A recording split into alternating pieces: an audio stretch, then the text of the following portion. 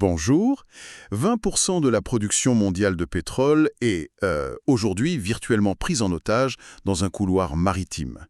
Un couloir à peine plus large qu'une autoroute. C'est un fait indéniable. Et c'est avec cette réalité que nous vous souhaitons la bienvenue dans ce bulletin matinal d'information. Nous sommes le jeudi 7 mai 2026. Nous présentons aujourd'hui une analyse approfondie, une plongée au cœur des événements en cours au Moyen-Orient, avec bien sûr une attention toute particulière, très rigoureuse, portée sur la République islamique d'Iran. Tout à fait. Et le titre de notre dossier aujourd'hui est éloquent, n'est-ce pas? Pression contre paix, l'endiguement peut-il ramener l'Iran à la table des négociations? Absolument. Avant de commencer, il convient de mentionner que ce programme est parrainé par ProWave AI et que les données que nous décortiquons aujourd'hui sont générées par Stylo News. C'est l'application d'actualité propulsée par l'intelligence artificielle. Et il est essentiel de préciser un point technique ici. Stylo News, en fait, c'est la version grand public de Stylo Intellops. L'outil militaire, c'est bien cela, hein? C'est ça. C'est un outil d'opération stratégique conçu initialement pour les plus hautes sphères gouvernementales et les grandes entreprises. Donc cela signifie que notre public a un accès, disons, tout à fait exclusif à des outils d'analyse de niveau mondial. Bien d'accord. Décortiquons cela avec toute la rigueur nécessaire. Notre mission ce matin est de déchiffrer la mécanique implacable des 2 dernières semaines de tension entre Washington, Jérusalem et Téhéran. Oui, et avant de brosser ce tableau, il est de mon devoir de rappeler à notre audience que notre mandat ici est strictement analytique. Bien sûr, aucune place pour l'idéologie. Exactement. Face à des sujets d'une telle gravité, il n'y a aucune place pour l'alarmisme ou les partis pris politiques. Notre objectif est d'exposer les faits, d'analyser les mécanismes de décision et d'évaluer les scénarios plausibles. De manière clinique. Et totalement impartial. Entrons donc dans le vif du sujet. Le calendrier récent montre une escalade vertigineuse.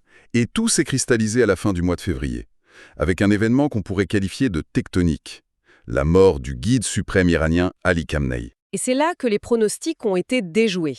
Dans la foulée, au lieu du chaos politique que certains analystes espéraient, nous avons vu le corps des gardiens de la révolution islamique, le fameux CGRI, verrouiller le pouvoir, avec une rapidité vraiment déconcertante. C'est cette consolidation qui a, disons, préparé le terrain pour la journée du 13 avril. La date charnière, oui. Ce jour-là, les États-Unis déclarent un blocus naval contre le trafic maritime iranien.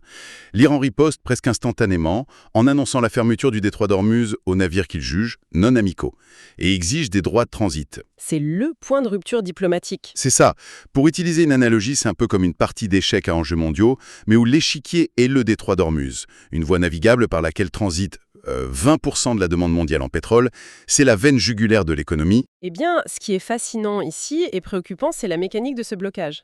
L'Iran ne se contente pas de faire des déclarations de principe. Le 2 mai, le CGRI a officiellement revendiqué le contrôle absolu de 2000 km de côte. 2000 km? Oui, bordant le Golfe.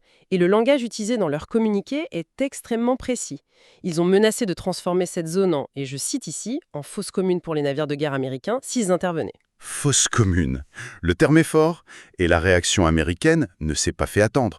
Le 4 mai, le président Trump a riposté en ordonnant des escortes militaires pour les navires traversant le détroit. Absolument. Mais attendez, pardon de vous interrompre, mais sur le papier, ça semble complètement déséquilibré. On a d'un côté la marine américaine, avec ses porte-avions nucléaires et ses destroyers ultra sophistiqués. Et de l'autre, l'Iran. Comment peuvent-ils sérieusement menacer de créer une fosse commune pour des navires d'une telle envergure? Eh bien, c'est toute la logique de la guerre asymétrique. L'Iran ne va jamais aligner un navire de guerre classique face à un destroyer américain. C'est du suicide stratégique. Ils procéderaient comment alors? À la place, ils utilisent la stratégie de l'essaim. Imaginez une volée de frelons attaquant un ours géant. Le CGRI déploie des dizaines, voire des centaines de petites embarcations ultra rapides, équipées de lance-roquettes, de torpilles et guidées par des nuées de drones kamikazes. Des drones qui sont, rappelons-le, très bon marché. C'est le nœud du problème. Le système de défense d'un destroyer américain est conçu pour intercepter des missiles balistiques sophistiqués. Mais il possède un nombre limité d'intercepteurs. Si l'Iran sature l'espace avec 50 cibles simultanées, qui coûtent quelques milliers de dollars chacune, le navire de plusieurs milliards de dollars devient extrêmement vulnérable. Surtout dans un espace aussi confiné qu'Ormuz, il ne fait que 39 km à son point le plus étroit, si je ne m'abuse. C'est exact. Ce qui nous amène logiquement à examiner comment les décideurs perçoivent ce blocage tactique. Commençons par Washington.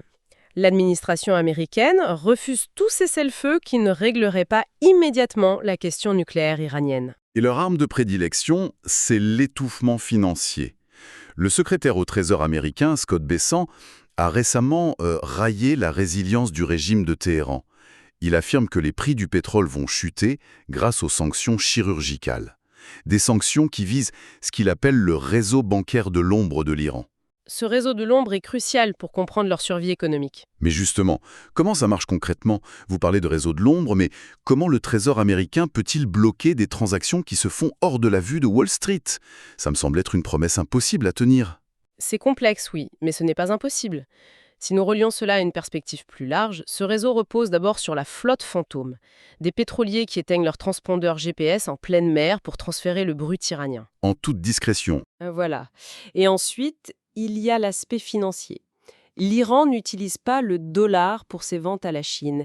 Ils utilisent de petites banques régionales chinoises, des banques qui n'ont aucune succursale en Occident et donc que les États-Unis ne peuvent pas saisir directement. Ils font même du troc direct, du pétrole contre des biens manufacturés. D'accord, mais comment Scott Bessent compte-t-il stopper cela alors? Ce que le Trésor tente de faire, c'est d'utiliser l'analyse de données avancée pour identifier les sociétés écrans, celles basées aux Émirats ou à Hong Kong qui facilitent ces trocs. Et ensuite, menacer de sanctions secondaires toute entreprise logistique ou d'assurance qui interagirait avec ces réseaux. C'est un travail de détective à l'échelle planétaire en somme. Et Téhéran le sait parfaitement. Du côté iranien, la rhétorique est celle de la souveraineté inébranlable. Mojtaba Khamenei, le nouveau guide suprême, bien qu'il soit très en retrait pour des raisons de santé, a proclamé l'ouverture d'un nouveau chapitre dans le Golfe Persique. Oui, et il refuse catégoriquement de négocier sur le programme nucléaire et balistique. Exactement. Et le CGRI a lancé un ultimatum binaire à Washington. Il leur demande de choisir entre une, je cite, guerre impossible ou un mauvais accord. C'est la doctrine de dissuasion dans toute sa splendeur. Le but du CGRI n'est pas de gagner militairement, mais de convaincre Washington que le prix du sang serait trop exorbitant pour être justifié politiquement. Voici où cela devient vraiment intéressant. Avec un CGRI qui consolide son pouvoir et Washington qui resserre son étau, les options diplomatiques semblent se réduire comme peau de chagrin. Si l'on regarde Israël, par exemple, l'anticipation du pire est palpable. Une anticipation qui se traduit par des actes très concrets. Oui, le gouvernement israélien vient d'annoncer le doublement de sa flotte d'avions de chasse. Ils poursuivent leurs opérations au sud-Liban contre le Hezbollah, et ce ne sont pas des opérations théoriques. Les rapports mentionnent la découverte d'une cache d'armes tactiques trouvée, disons-le franchement, dans la chambre d'un enfant. Ce qui souligne l'intégration de l'infrastructure militaire dans les zones civiles. Mais il y a un autre mouvement tectonique dans la région. Les Émirats arabes unis ont quitté l'OPEP le 1er mai. Le 1er mai, oui. Une décision historique. Ils affirment que le contrôle unilatéral de l'Iran sur les voies maritimes menace leurs intérêts. En quittant l'OPEP, les Émirats se libèrent des quotas. Ils cherchent à pomper un maximum de pétrole et à utiliser des oléoducs terrestres pour contourner le détroit d'Ormuz. C'est une stratégie de survie économique. Mais alors, les voies d'action se limitent-elles uniquement à l'affrontement militaire ou à la capitulation économique? N'y a-t-il aucune alternative diplomatique sur la table? Eh bien, il y a des tentatives en cours. Par exemple, le Pakistan a proposé de servir de médiateur pour des pourparlers de cessez-le-feu. Ah, le Pakistan s'implique? Oui.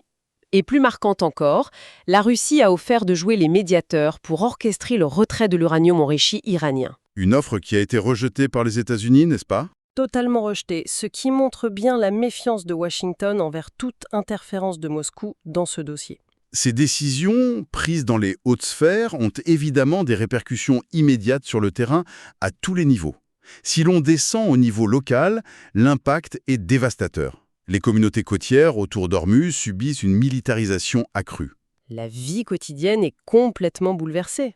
Au sud-Liban et au nord d'Israël, ce sont des évacuations de masse. Même la culture et la religion sont touchées. Le pèlerinage majeur de Lag Baomer a été annulé par crainte des tirs croisés.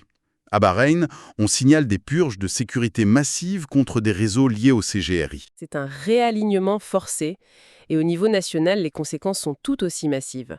Israël recalibre une part énorme de son budget de la défense. L'Iran, de son côté, subit une pression économique immense, exacerbée par ce ciblage du commerce avec la Chine dont nous parlions. Et le régime iranien réagit comment face à cette pression interne? Par un contrôle social impitoyable. Les rapports font état de blocages d'Internet quasi totaux et d'une interdiction stricte des VPN. Le but est d'empêcher les images de la crise économique de fuiter vers l'extérieur et de briser toute coordination dissidente. Quant aux États-Unis, le défi est de justifier cette escalade militaire face au risque de perturbation économique pour l'Américain moyen. Et c'est là que l'impact international se fait sentir. La sécurité énergétique mondiale est menacée. Les institutions comme l'ONU réclament la liberté de navigation. Mais la Russie semble observer tout cela avec un intérêt particulier. Les rapports suggèrent qu'elle a intérêt à laisser ce conflit geler. Pourquoi donc? Parce que tant que l'attention militaire et financière des États-Unis est focalisée sur la défense d'Israël et le détroit d'Ormuz, ces ressources ne vont pas sur d'autres théâtres géopolitiques. Comme l'Ukraine, bien évidemment. Exactement. C'est une distraction stratégique inespérée pour Moscou. Cela soulève d'ailleurs la question de la guerre de l'information. Face à une telle crise, l'information devient un champ de bataille à part entière. Et ici, il est crucial de rappeler formellement que cette émission cite des sources variées pour illustrer les discours publics, sans prendre parti qu'il s'agisse de médias occidentaux, moyen-orientaux ou russes. Oui, cela soulève une question importante sur la guerre des récits. Si l'on regarde les sources traditionnelles, le contraste est saisissant. Le Jérusalem Post se concentre massivement sur les aspects tactiques et défensifs, la menace existentielle, Tandis que certains médias conservateurs américains comme WorldNet Daily soutiennent une pression économique maximale, n'est-ce pas Evelyne? absolument. Ils encouragent un endiguement punitif. Mais si vous lisez les médias iraniens ou russes, la focale s'inverse. Ils mettent en avant la légitimité des mesures défensives de l'Iran. Ils dépeignent cela comme une résistance face à une agression impérialiste perçue. Et c'est sur les réseaux sociaux que cette fracture est la plus visible. En analysant les sentiments via les outils d'IA de stylo, on observe deux mondes parallèles. Sur X, on a d'un côté des manifestations de soutien pro-régime, des campagnes clairement organisées par l'État iranien. Et de l'autre, De l'autre, des voix dissidentes, des citoyens qui, malgré la censure, soulignent la peur, la répression et les difficultés économiques. Sur le plan mondial, des hashtags comme Strait of Hormuz montrent une inquiétude généralisée. Il y a un consensus international clair en faveur de la désescalade. ce qui nous amène aux prévisions. En s'appuyant sur les données de renseignement de Stylo Intellops, que peut-on anticiper? Les agences travaillent avec des PIR, des exigences prioritaires de renseignement. L'évaluation des risques révèle 3 éléments majeurs. Je vous écoute pour le premier. Premièrement, une attaque directe et massive de l'Iran contre Israël sans provocation immédiate est jugée peu probable. L'Iran cherche avant tout à préserver son régime. L'escalade totale n'est pas dans leur intérêt direct. D'accord, peu probable. Et le deuxième point. Le deuxième indique que le régime iranien devrait garder le contrôle interne à court terme. Malgré les immenses défis économiques, l'appareil de sécurité reste solide. Enfin, troisièmement, les frappes asymétriques contre les forces américaines. Celles-ci sont jugées plausibles si le blocus s'intensifie de manière drastique. Plausible. Alors concrètement, qu'est-ce que notre audience doit surveiller dans l'actualité ces prochains jours pour voir venir ces risques? 3 indicateurs précis. Observer les déploiements de petites embarcations d'attaque rapides, particulièrement près de l'île de Keshm. D'accord. Les mouvements navals de l'Essaim? Oui. Ensuite, surveiller les mouvements de la flotte maritime commerciale dans le détroit. Si les assureurs se retirent, c'est un signal d'alarme. Et enfin, soyez attentifs aux éventuelles cyberattaques ou activations de milices supplétives, comme le Hezbollah ou les milices irakiennes. Alors qu'est-ce que tout cela signifie? Cela signifie que nous sommes dans une phase d'attente extrêmement tendue, où la moindre erreur de calcul dans le détroit d'Ormuz pourrait déclencher la réponse asymétrique que tout le monde redoute. Et pour clore cette analyse formelle, je laisserai notre public sur une réflexion inattendue, basée sur nos sources. Si les blocus économiques et les démonstrations de force militaire finissent par s'annuler mutuellement dans une impasse parfaite, comme on le voit aujourd'hui, Eh bien, que se passe-t-il? l'avenir de la diplomatie mondiale ne réside-t-il plus dans la force brute, mais dans la capacité technologique à contourner ces points de passage vitaux, trouver de nouvelles énergies, imprimer des matériaux sur place et rendre ces détroits militairement obsolètes? Oh, c'est une excellente réflexion. Et sur cette note, je crois qu'il est grand temps de faire tomber la cravate, d'abandonner notre ton très solennel des années 60. Ça fait vraiment du bien de respirer un peu, non? Ah oui, je confirme, c'est beaucoup plus détendu comme ça. Super.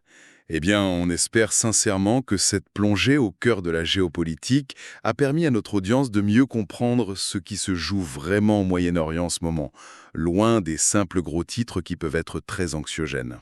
Oui, l'idée c'est vraiment d'apporter de la clarté. Exactement.